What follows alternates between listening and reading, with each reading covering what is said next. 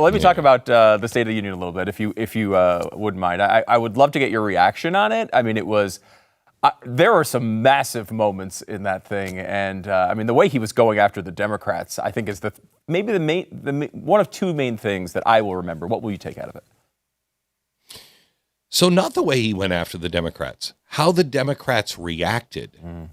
I mean, I think it was absolutely brilliant. I mean, I don't know who came up with the line, stand up if you agree with this, that government is made to protect the American people and not illegal immigrants. And when they didn't stand, I thought, well, there's your campaign commercial. You run that from here until Election Day. I mean, that is the most powerful thing I've ever seen. But then the fact that they kept doing it, and, you know, I think that one time he wasn't doing it for show. I think there were a couple of times when he looked over and went, how can you not stand for that? Mm-hmm. He was serious.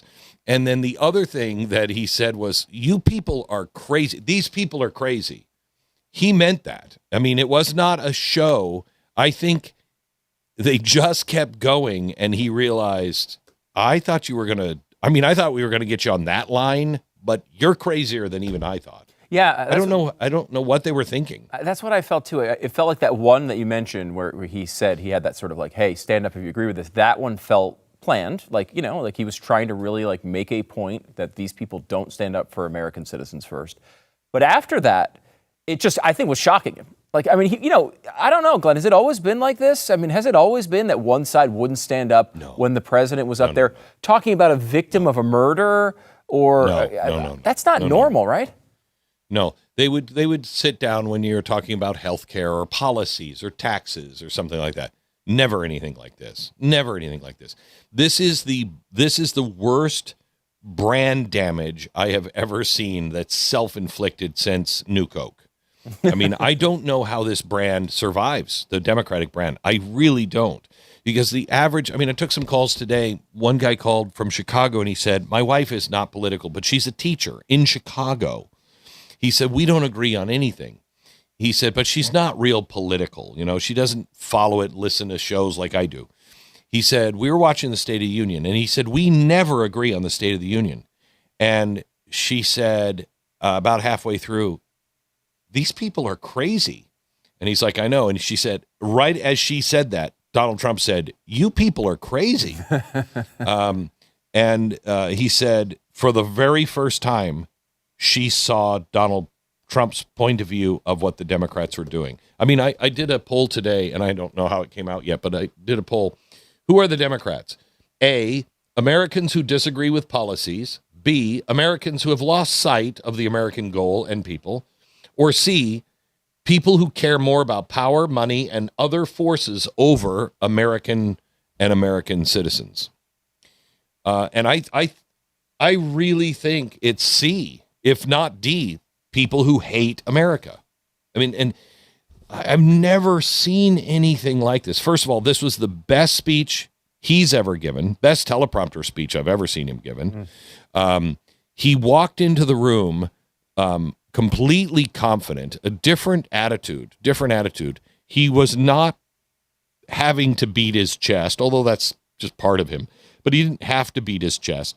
He just knew what he was capable of, what he had done, and he was going to let the record speak for itself. He wasn't playing defense at all. It was all offense. If you watch as he's walking out, I urge you to go back and look at this. It's because it's amazing. As he's walking out of the chamber, look at him. He looks 20 years younger than when he even walked in. This was a transformative moment for him. And I also think, Stu, have you spent much time with him? Have you not really been with him with me? No, not really. So, you know how I always tell you that he's not what you think he is. He's not that guy. Mm-hmm. He is much more heartfelt. He really cares. He's very funny, all of that. Last night's speech is the closest I've ever seen him in stage life as he is in real life. That's closer to what he really is. I mean, because you knew he actually cared about those people. It wasn't a stage thing. He cared about them, and you could tell that he had a personal relationship with them. He had called them. He had talked to them himself. He knew their story, and he cared deeply. You knew that he was funny. You knew that he was also not afraid to say, sit down and shut up. Yeah. You also knew that some things just still shock him. The stupidity or the willingness to go and stand or sit against the American people was shocking to him. I really believe it was shocking to him. He didn't expect that. Yeah, it was at least not in that amount. Yeah, as I mentioned, him kind of pushing back on the Democrats is one of the things I'll remember. It's sort of that entire part of it, though, right, where the Democrats are sitting down, he's reacting to it. Previous presidents, I think, would kind of try to let that moment speak for itself or not point to it. I think very smartly, he focused everybody's attention on what they were doing. He didn't let them just get away with it. So that was kind of takeaway one. And you kind of brought takeaway two in there as well, which was a really interesting thing about him in that, obviously your job as a president in a moment like this, where he's getting beat up by the media, the polls don't look all that wonderful or whatever, he wants to focus people on the things that he's accomplished, and he wants to focus people on that there's been a lot of really good things and make sure that people understand that. But it was very much not about him. Not only was it not about him, it wasn't even about his cabinet. Like he mentioned Marco Rubio briefly. I don't know that he mentioned anyone else. J.D. Vance, I think briefly he hit on taking on the fraud. But he wasn't talking about like, my guy's doing this and my guy's doing that. And it was all about regular people. He kept highlighting over and over again, regular people, heroes, people who were highlighting maybe these policies in some ways or just heroes in general. He embodied and then I think in some ways surpassed in content Ronald Reagan's optimism and optimistic American. He was talking about the dream of America, and I think the 250th plays a role in that. Mm-hmm. He's very focused on we're at a point of inflection and we're in history. So I think that really played a role to him last night. I thought it was, that was a drop the mic. You know me, I've watched these things forever. I hate watching them. I hate the applause. I hate and look, we have Sally Muckenfutch up here, and she has, a child with no eyes and one with no lips, and we've had to raise some lips, and we did that as our, I hate all of that stuff. I watched this from start to finish, and I enjoyed it.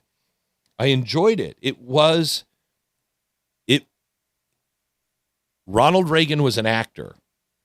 Donald Trump is a TV guy. He knows how to make good television. That was fantastic television. Last one for you. You've watched the American people react to these things for, forever. How do you think they take it? Are we in a situation like we were maybe 20 years ago where everyone was watching and everyone's reacting and maybe feeling the same thing? Or are we so divided at this point, there's no way to even measure it? Oh, I don't think you had Democrats watching it. If you've made up your mind and you absolutely hate them, but you did have people who were watching it, half watching it. You had people who were watching it because their husbands or their wives were fans and watching it, and they don't necessarily agree. And you have Americans who are just kind of neutral, independents who, just wanted to see what was going on. I think this is the beginning of the end of the Democratic Party. I think they're going to have to rebrand after this. Not this, but this era. It's going to require a rebranding because it's, they are almost to the point to where they are the Whigs. Was it the Whigs? Yeah, it was the Whigs. Yeah. Where they were worthless and nobody could relate to them. I just don't think America could relate to what they saw last night. He did in a different way what Martin Luther King said to do. He said, put good versus evil, right versus wrong on the same screen next to each other. That room was split down the half. And he would say, hey, that little kid over there that's, they didn't think would live, that was run over by an 18-wheeler, we think that's wrong. Good stood up, bad sat down. It was Martin Luther King, and I believe America can tell the difference between good and evil still. At BlazeTV, we've built a home for some of the strongest, smartest voices in conservative media, people who tell it like it is. It's everything the networks won't show you, delivered on your terms, on any device, at any time. And it starts at just $8 a month. So if you're ready to keep winning, go to blazetv.com/Stu. Subscribe today. Save $20 off your annual plan now. It's blazetv.com/Stu.